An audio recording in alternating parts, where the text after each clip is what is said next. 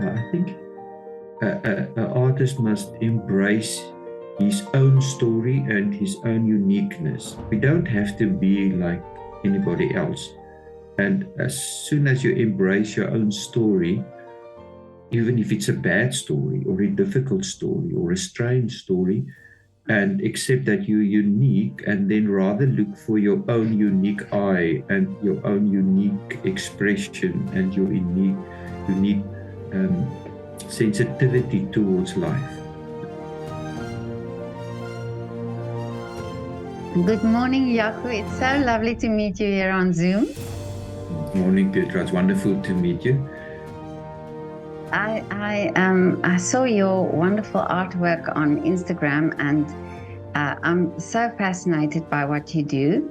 You do this metal structures, and you also do some wood sculptures as well. Yeah, I used to concentrate more on wood sculptures at the stage, but then I kind of felt that I want to express myself with certain concepts, and the wood was but keeping me back and restraining me. So I stumbled upon quite interesting information and background on silhouette and silhouette art and silhouette sculptures, something that you find all over the world, quite traditional also in certain parts where you have these shadow puppets.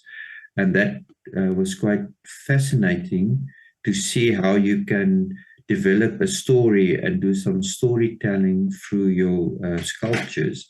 And that was a seed for me to look into silhouettes. And from there, and then I found somebody that they just imported a laser machine that lasers metal in the early 2003, I think, if I remember it correctly. And that just kind of ticked all the boxes. And I realized if I can do drawings and we can laser it out of metal, we can make quite large sculptures, but still in the tradition of silhouettes. And from there, it started the whole idea of developing silhouette sculptures. It opened up the possibility of storytelling. You can take somebody's mind for a walk. You can help them to consider different things. I enjoy writing poems, and to a large extent, the way I construct the sculptures and the way and the system behind writing poems is very much the same. You start with a concept that you want to express, and then you develop visual words, elements that you want to incorporate in the artwork that can carry the story.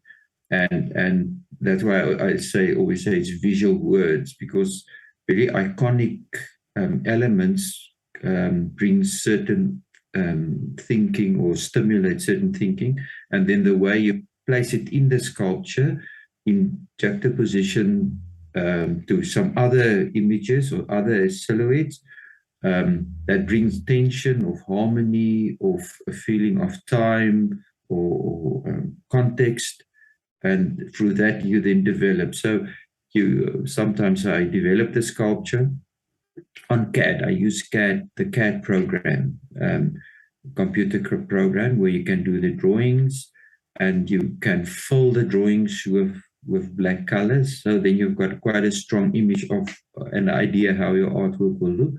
And then the nice process is that you can actually build up your artwork. And then if you feel, but the one figure needs to be a little bit larger because it needs more strength, then you can enlarge it. So you can play with your image until you get to a point where you have the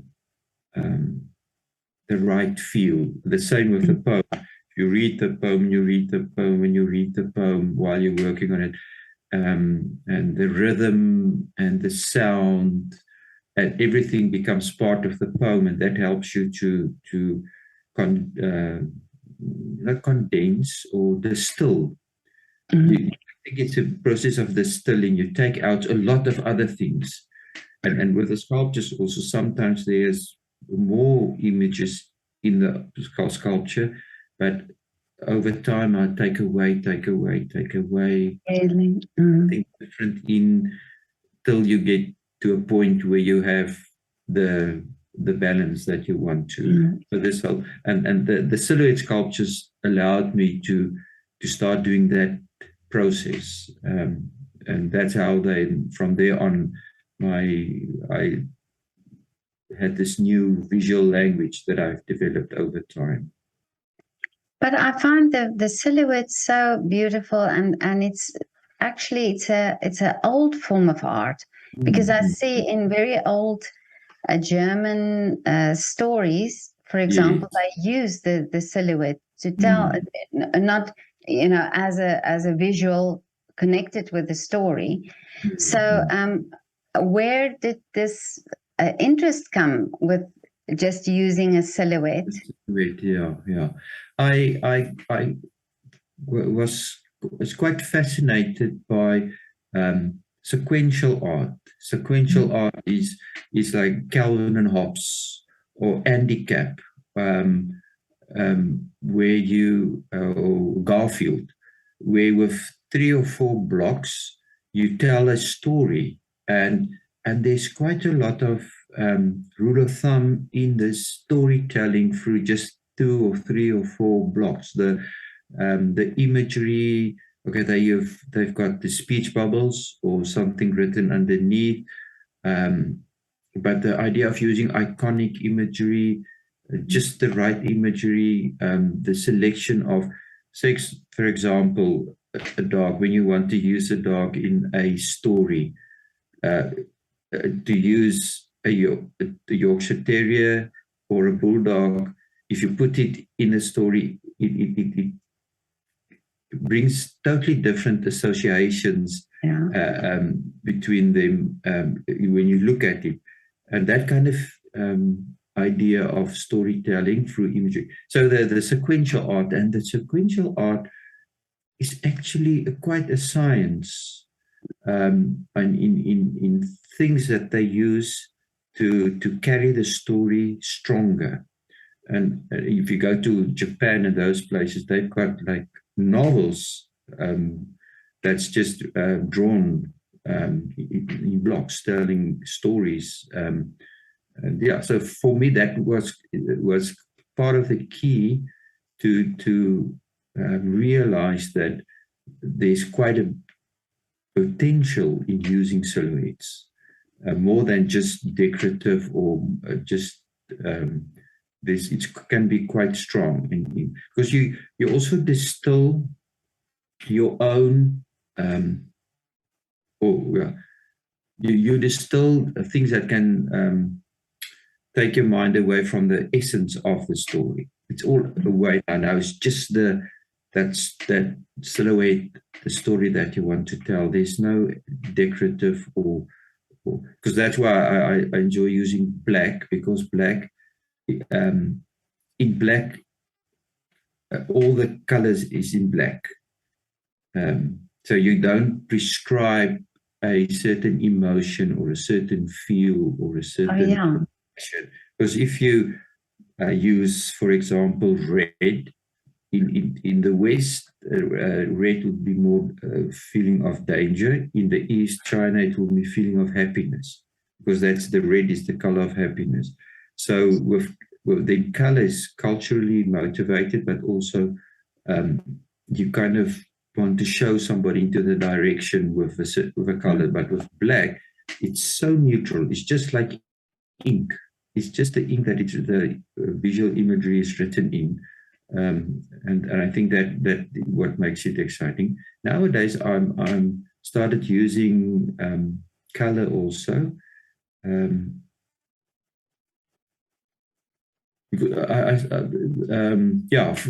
Because I've as you develop your silhouettes, you also develop you give yourself some challenges and say, can I also communicate this way? What can I do more to communicate? Can I create a feeling of time in it? Can I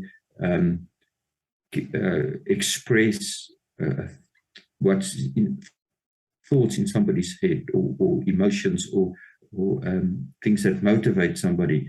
So when I do series of sculptures, I always put myself also a challenge, not only in telling a certain story, but also how can I tell it visually in a different way that it stays interesting.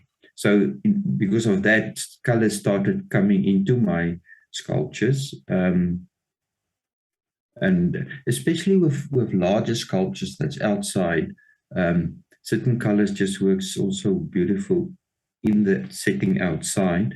Because to a large extent, with colors, you also draw somebody in, and then they spend more time with the artwork also, and then maybe it will also play a bigger role in their lives. So colors started creeping in, but it's not the dominant that I've left the black. It's just there must be a reason then when you use color in an artwork specifically. Also. Well, I can just imagine when it's outside and whatever color you use, that you always have the backdrop of nature, you know, so you also, for example, I don't know if you use blue and the sky is blue, it will look different than when the sky is gray.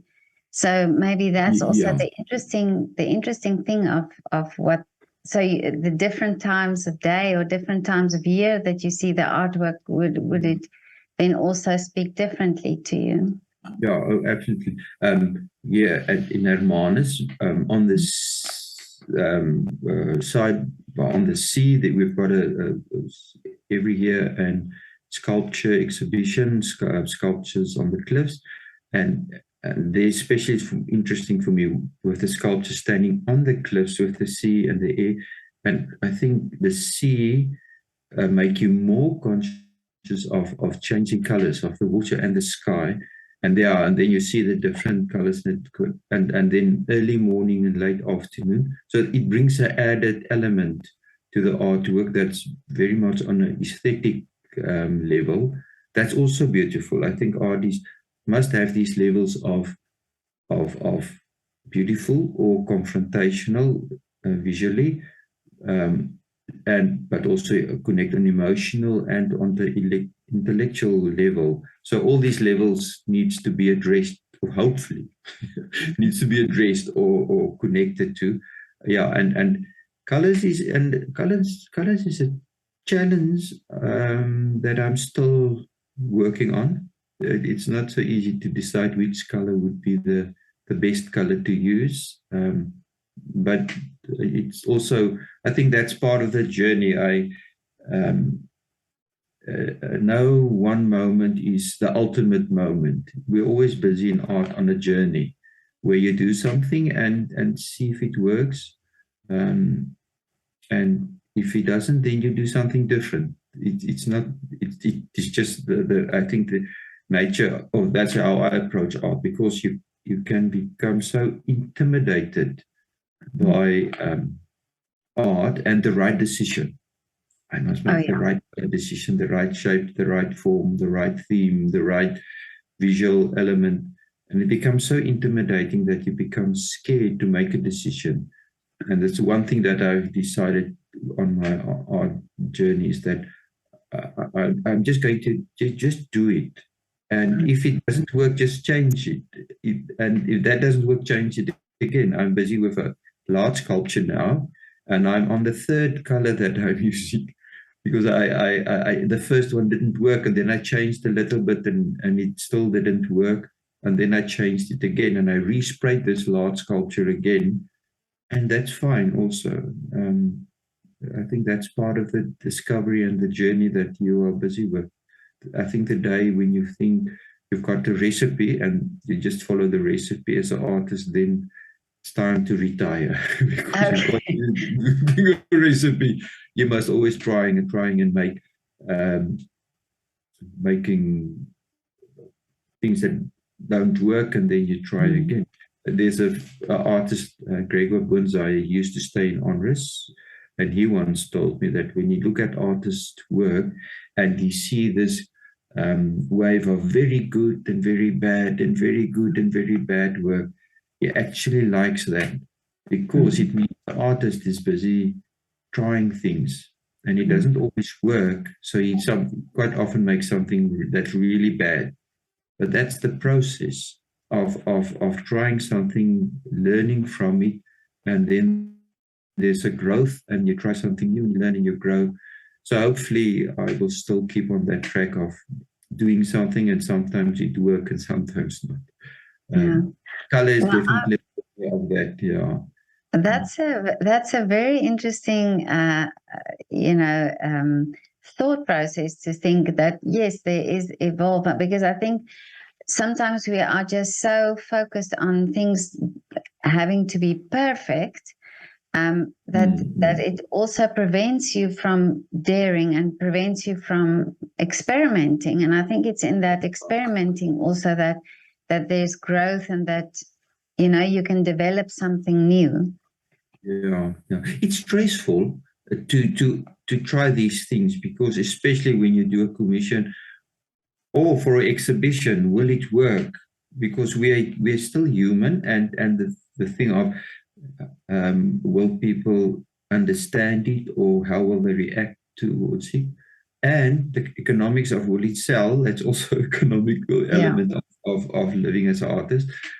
So it's stressful and it's quite intimidating. So the pull towards doing something that you can do, and it's easier to do now through all the experience that you've got, or the pull to try and do keep on evolving and doing new things.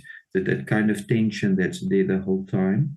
Sometimes you go that way, and sometimes you all depends on how much energy you've also gotten, and try to do something. So you do commissions as well? Yes, yeah. I think it's wonderful, a commission, because you get this opportunity to really push yourself, but also the process of working with a client, and try to understand them, and something that will work for them, and where they want to place it, so that you can then work on size and all those things, if you know where it's going to stand. And so I enjoy that part, because with the larger sculpture, sometimes if you make it a size 3 meters, and then somebody comes, oh, but they only wanted 2 meters, when they want to buy it. So now with the commission, it's that kind of elements is there of where it's going to be, and the client, and sometimes you personalize it more, or you push it more, because they are open to new ideas. The one that I'm working now it's quite exciting, because they are open to the idea that I try new things, or so yeah, it's sometimes they want you to do something that is in the style that you've done something in the past, but that's also part of the process. Also, that commissions is a wonderful opportunity to do something special. But how much freedom do you have in a commission? Is it not difficult if somebody tells you what they exactly? I think if they give you a commission, then they know your art already quite well, and they respect your art, and they enjoy what you're doing, in that sense of, is it more conceptual, is it more silhouette, is it more abstract, is it more realistic? So they understand you as an artist already. So the commissions usually start with somebody that enjoy what you're doing anyway. So from that point of view, you can be yourself, because they selected you for who you are. They're not just looking for a sculptor. Now the sculptor must make something that they want, and then you must change your style of your approach. So from that point of view, it's fine. They won't ask you to do something that is totally out of your identity. Yeah. So, but you get the opportunity with a commission to, because sometimes cost is quite a major element.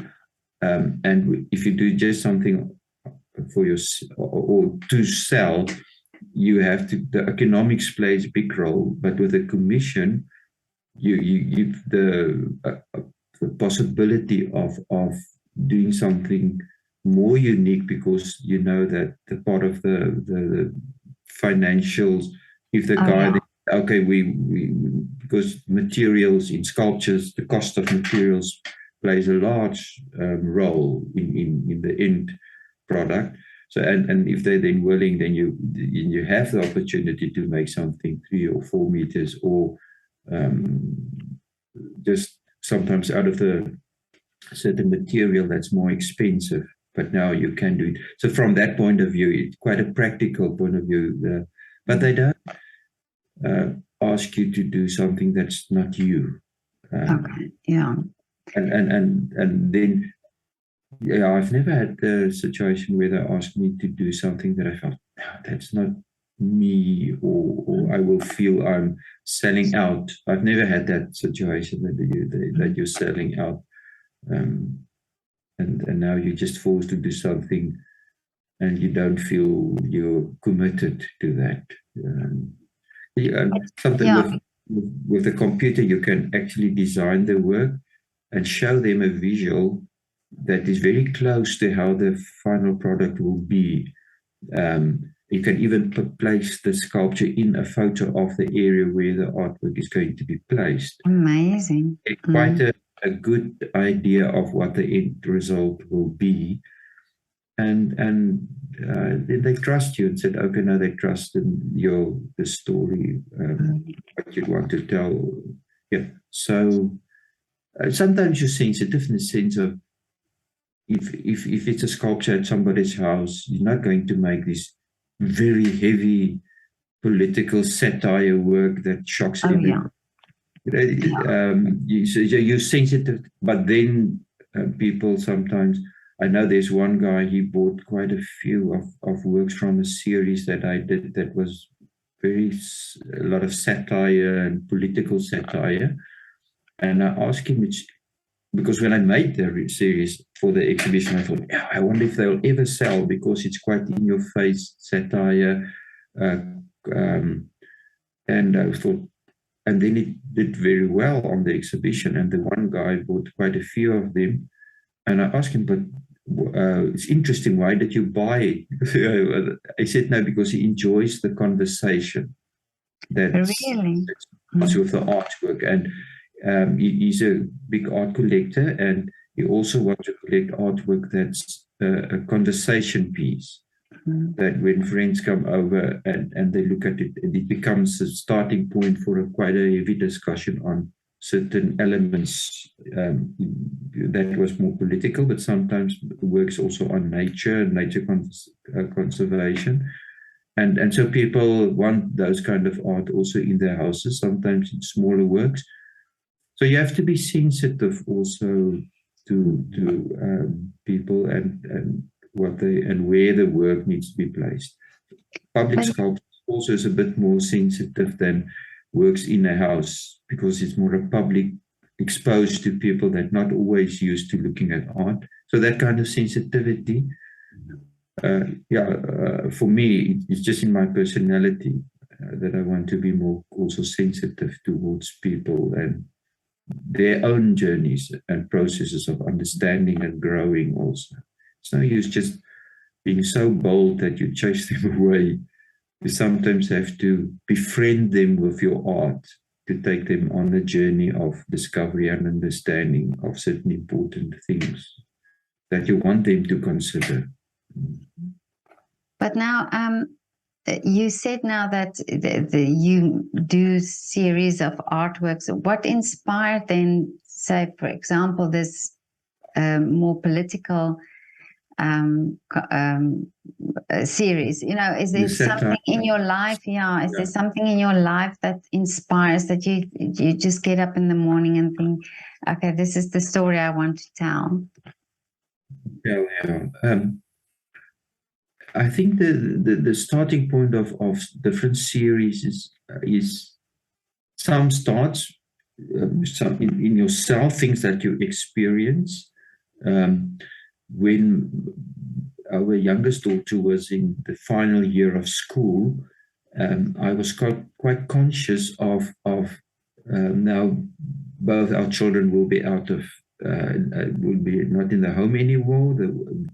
They will be both at university, and because I worked from home, I was quite involved with their upbringing, and so I kind of had this feeling of I called it menopause, the kind of not the middle of menopause, the whole thing of that emotional phase in your life. And then I started reading on that, and I enjoy reading a lot of psychological articles, sometimes anthropological articles, and on that specific theme I read a lot, and made my own summaries of what's going on and what I'm experiencing and the whole thing, and that became the basis of a whole series of sculptures, where I considered this whole thing of change in your life, and losing things. So that became the whole series of artwork.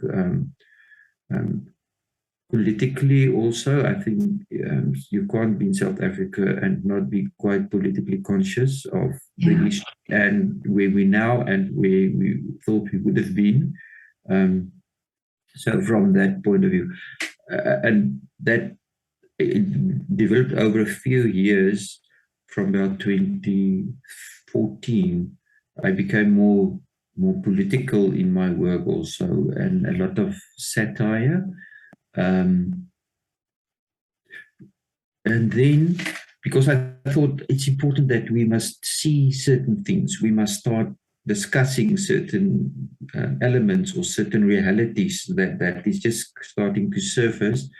So I made this series, and it's interesting. It was quite well received, because I think people started also, this kind of discussion was happening more and more and more. But then in 2019, I started to feel that things becoming so heavy that I need also people now to see the sunlight, not only the shades. So I made a conscious decision that in my sculptures I want to emphasize the sun again, and not the dark spots or the shades under the tree. So that made that kind of shift, because I felt that I can keep people reminding on the things that bad and not right, but just the process of dragging down and down and down and down and down. Yeah. And as an artist, you also want to take people on a journey towards something better.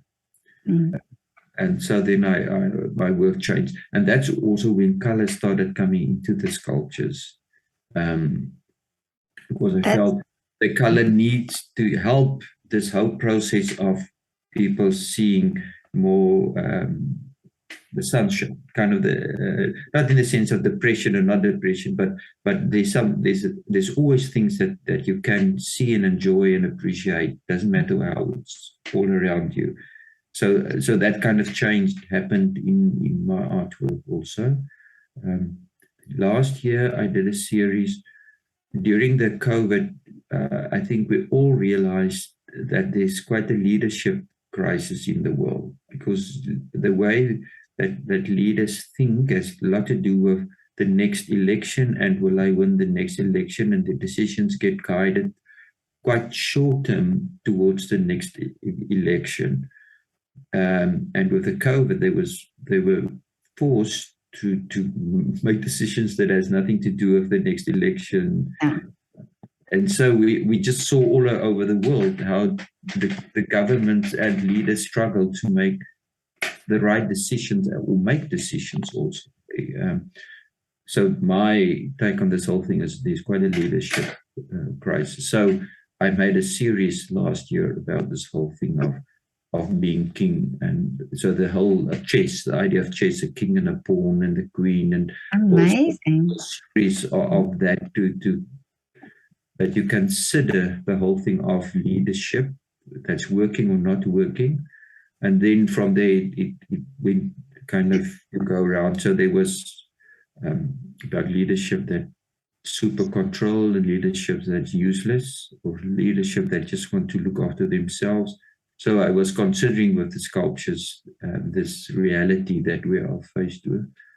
So that's it's, you can't always predict what will be the next series. You kind of it grows on you. I enjoy reading a lot articles. Academic articles on anthropology is also interesting, because the anthropologists or the socialists, they consider the human being within their environment culturally, and how they do and what they do, and the interactions between people. And for me, that's fascinating. So I tend to read these kind of articles also. But now, Jaco, tell me that because you are, I mean, you're so creative. You like you say, you're so relevant and reading and knowing so many things. But as a child, were you so creative as well? What did you build? Did you make things, or did you study art as a child? Yeah. Now, I grew up in a very in the platteland, in the countryside, where there was no proper art at school, or so I didn't take any art lessons during all my time at school. And then I studied theology, and art wasn't part of that. I always had this longing to do art, and I was a bit of sometimes in my own world kind of child, dreaming a lot, and just being. But then you grew up playing rugby and doing sports and being naughty and do a lot of things that a boy will do growing up in the countryside. So it wasn't the extreme exposure to art, although there was always these coffee table glossy books with art that was in the house, that I enjoyed paging through. Yeah, so I think it was just there and was lingering there. And I did my first sculpture only when I was 25, I think. Yeah. Really? But what is the town that you grew up in? We drew many towns. Prince Albert, we stayed there for a while. We stayed in Carnarvon, Humansdorp. Yeah, My father was a minister, so we traveled around all over the place. Yeah, so it was all over the place the whole time. Yeah, yeah. But I'm sometimes I think I'm fortunate not to have all this formal art training, in the sense that you don't have a set, or when I started, I didn't have a set idea of what's a good artwork. I just did what I wanted to do, and from there it grew. Although but then I also realized I need some background. So at that stage, when I started doing sculpture when I was 25, 26, I read a lot on art and artists. At first, I looked at their art a lot, but then I realized I must understand the thoughts behind the sculptures. Yeah. So I started reading biographies and books, historical books on different artists and their journey and what they did and how they did it and why they did it. And I think that also helped me to understand the whole process, and that art making is a process. It's not a light bulb moment. It's a process, and you work on that process, and you develop the process, and you enrich yourself also. I think it's important to keep enriching yourself with many things, so that you can come from a richer soil to try and grow a new sculpture. than a soul that's been used and used and used and becomes dead because there wasn't any input into the soil. So I understood from those reading about all these artists that how they, and the interesting how many artists, their story helped them to become quite unique. Like Matisse, his story and the visual end of where his sculptures ended. Brancusi, his certain decisions in his life that brought him where he. So I also realized that I think an artist must embrace his own story and his own uniqueness. We don't have to be like anybody else. And as soon as you embrace your own story, even if it's a bad story or a difficult story or a strange story, and accept that you're unique, and then rather look for your own unique eye and your own unique expression and your unique sensitivity towards life. And hopefully that will bring up something unique or end up you producing something unique. You need to develop the skills, but also develop your appreciation of your own uniqueness and your own story. And so I think not having these formal art training helped me to discover my own self easier than have this voice at the back of the professor that say, but this and this makes it a good work. But it's also when you look at art and in all forms of art, if you look at musicians' work and if you look at artwork like you're doing, the person who is buying this sculpture or he's really buying into that whole process that you went through to be able to do this where you are now. And I really think that it's such a pity that children in school don't have the just the possibility to learn that you didn't start where you are now. You started with the first sculpture and the first experimentation, and it takes years and years and years before you get to that point. But I think we're living in such an instant world where I wonder how many children grow up and would look at your artwork and think this just happened. This just happened from one day to the next. Yeah, and it must be a light bulb, and then you must be good, and if you're not good enough, then leave it. It's a wonderful journey. It's not an easy journey, but it's a wonderful journey. And as you said, it becomes an incredible compliment when somebody wants to bring a part of that story into their own lives with artwork, because they don't just buy the artwork, they actually buy or acquire a bit of the story or a bit of the vision, visually or emotionally or intellectually, that bring this little bit of vision that you've got into their lives, and to hopefully it reaches them. So that becomes the incredible compliment, I think, for an artist, that this kind of thing happens. But I want to ask you now the silhouettes. This is something that I realized when I looked at the silhouettes. There are no facial. It's not that you can see a facial expression. When you look at an artwork, you see a facial expression and you can sort of tell. But somehow through your silhouettes, you can see the person. You can see a type of a personality or a in the way that you do the silhouettes. And I find this fascinating that you can actually see an emotion. Well, no, I wouldn't say emotion, but you can understand the silhouette just by the outline. Do you study people's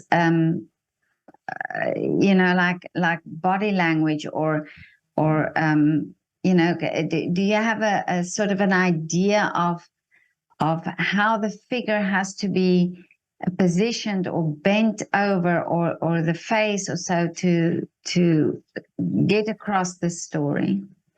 I don't think I do a conscious study, but unconsciously, my wife always tell me when we walk through a mall, don't look at everybody, because when I walk through a mall, when I get at the end, I'm so tired, not from walking, but from looking, because I Oh, keep everyone that passes me, because nowadays you kind of just look and you actually don't see what's around, and little things. And I said that is a father and a daughter, because they've got the same mouth, or the same way their eyes is, and they always tell me you're tiring yourself because you keep looking at these small little details.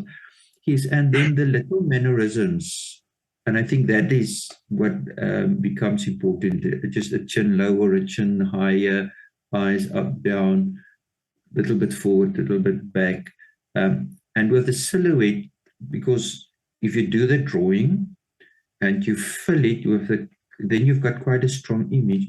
And then you immediately will know it's not strong enough, if it's not working the way you want it to work. So the process of working, of developing your figures, is quite a process of discarding also many that said it doesn't work, that face doesn't work, or it's sometimes, yeah, small little things of an older person, little things that changes in the silhouette will give you that feel. But also, when it's interesting when somebody, if you take a photo of somebody from the side and they're angry or they're smiling, there's such subtle changes. really? So you have to consider, and that's the nice thing of working with the computer now, is that you can actually bring in a different face. You can have the figure works, but the face doesn't. Now you can draw another face, bring it in, or making small changes on even just the. Sometimes I cut out the eyebrow, it's the sculpture's bigger, or the eyes be going a bit down or lower, and just that little small things makes a big difference. But just sometimes it works, sometimes it doesn't. Then before you have to laser it, you can already do it on a paper, print it out, and then I sometimes when I design the artwork, I will print it out and will put it up against the wall if I work, especially when I work on a series of work, because they must also communicate with each other. And then I will live with it for 2-3 weeks, look at it, keep looking at, say, okay, that I must change, that I must change, the hand must be more this or that. And then when I show it to my wife, and when the children were still at home, I'll show it to them and say, just look and react. And then you will see that they pick up the little nuances of message, or things that you want to portray or want to emphasize, and that helps you then, because at the end it's communication. And the visual words must be clear enough so that it can communicate the story. They must carry the story, otherwise people won't know what it's all about. So that becomes, and it's a quite nice and challenging process to work through that and get to that point where you can hopefully manage to portray a certain, like you said, emotion or feel. Somebody's tired when they walk, or energized when they walk. That just little slump makes a massive difference in the energy in the figures. So you have to consider that. But I try to show, and I live with it till I find, okay, that work. That's what I said, the whole process of it's a process. You do something, if it doesn't work, you change it till you get to where you want it. Hopefully, it doesn't always work, but it's a challenge that you are busy with. But part of the process. Process. But now, Jaco, tell me now, what are your wishes for the future? Where do you see your art going? I remember last time when you asked me how I see my future, I said to be happy and healthy. And Still, I think at my stage of my life, that becomes incredibly important because that will help you to extend your career longer. Um,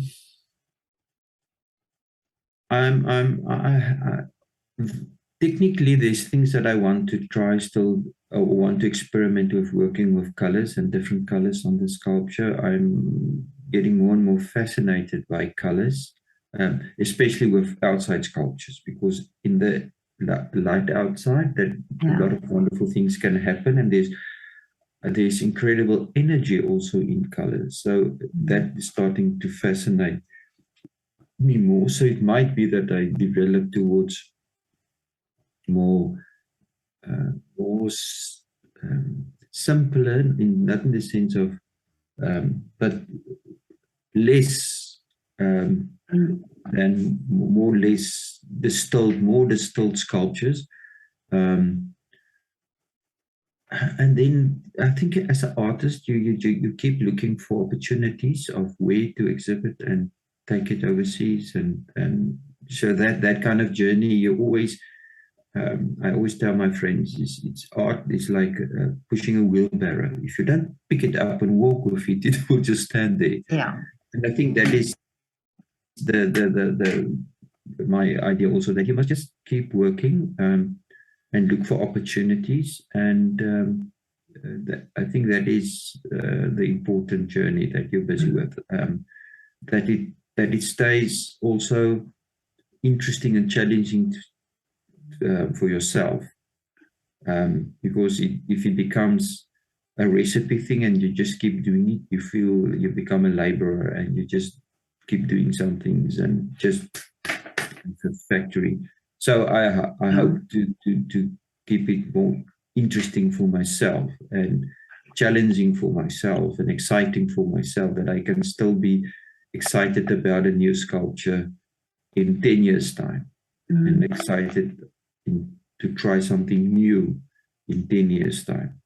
So I don't know that answer your question, but I hope to be in that journey still. Yeah. I think it's so important that you say that you want to be excited about it, because I think that is also something that we get from the art. Then if that was your energy and how you wanted to do it, then you get that also, that from you. So I love that. I like your idea of the wheelbarrow. Yeah, you have to manage yourself. You've got to pick up and you must keep going. Yeah, because I think this is also this idea of what Seth Godin once said, that get it out there, you have to, he calls it shipping, you have to just get it out there. And I think this is true, because it's And I don't think you as an artist is less vulnerable than a young artist.